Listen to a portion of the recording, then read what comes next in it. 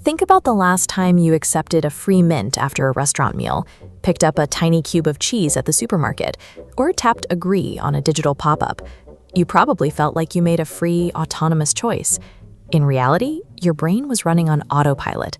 Animal behaviorists call this the click-whir response.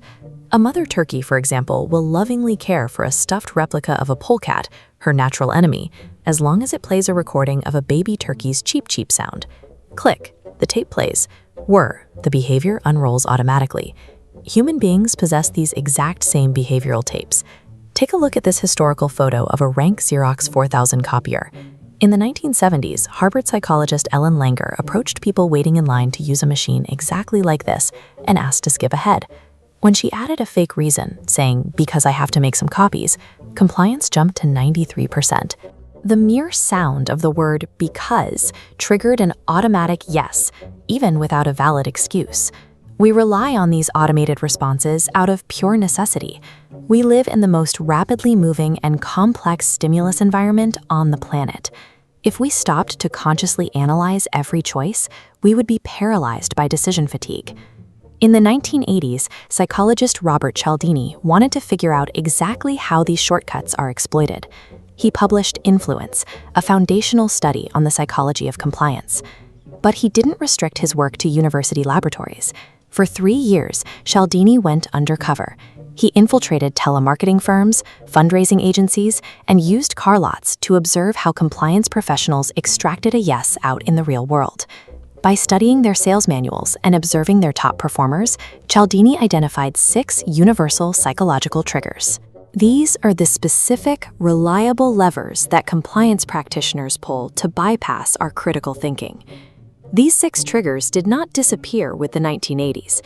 Today, they are the invisible psychological wireframes hidden directly inside the interfaces of every major app on your phone. The first trigger is reciprocity. Human cultures survive through an honored network of obligation. When someone provides us with a favor, we are trained from childhood to feel a heavy psychological debt to repay them. Crucially, a favor does not need to be requested to create this obligation.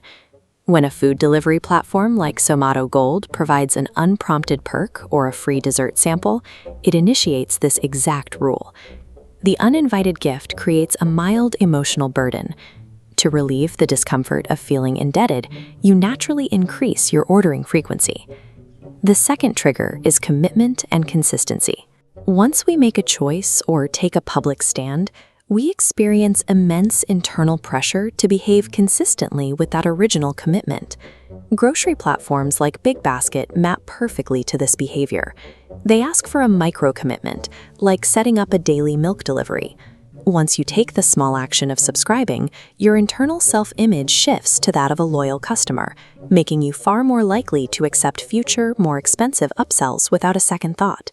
Small upfront perks and seemingly innocent daily routines secretly lock users into automated compliance loops, systematically tipping the scale in favor of the platform. The third trigger is social proof. In moments of uncertainty, we look to the actions of others to determine correct behavior. We naturally assume that if a large group of people is doing something, it is the right thing to do.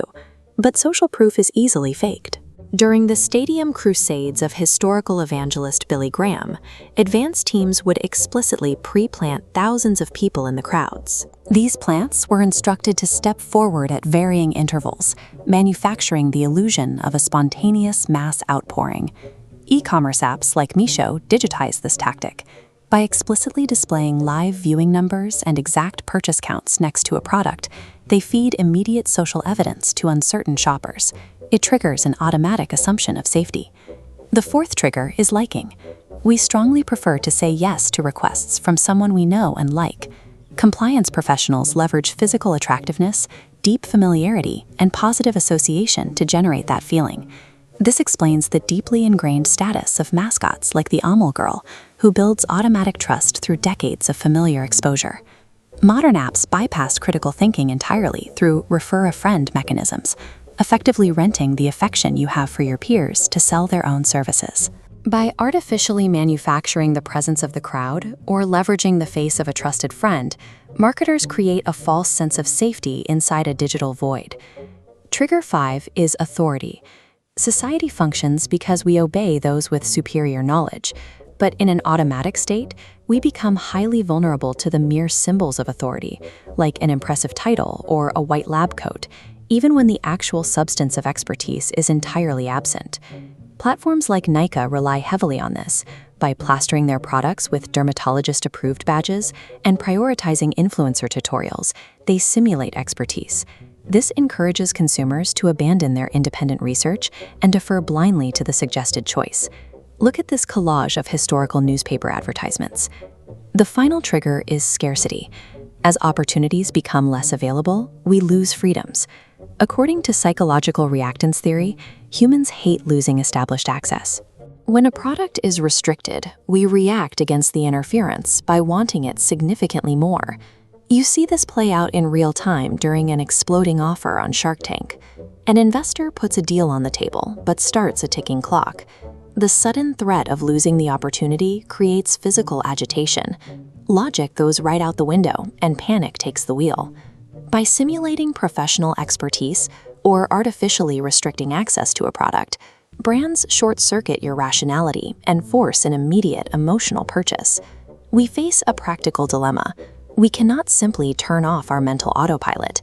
If we analyzed the pros and cons of every minor daily choice, we would never accomplish a thing. We rely on these shortcuts to survive modern information overload. But Dr. Cialdini points to a reliable defense mechanism.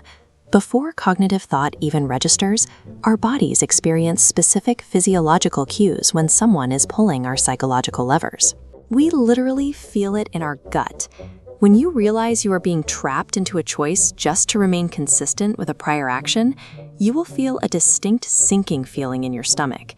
And when you are hit with an artificial scarcity tactic, blood rushes to your head, your focus narrows, and your emotions spike.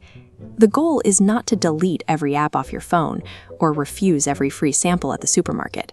The goal is to recognize the exact physical moment an organic psychological trigger is artificially manufactured. The moment you notice those invisible strings being pulled on your screen, they instantly lose their power. The automatic tape stops playing, and the choice returns exactly where it belongs, back to you.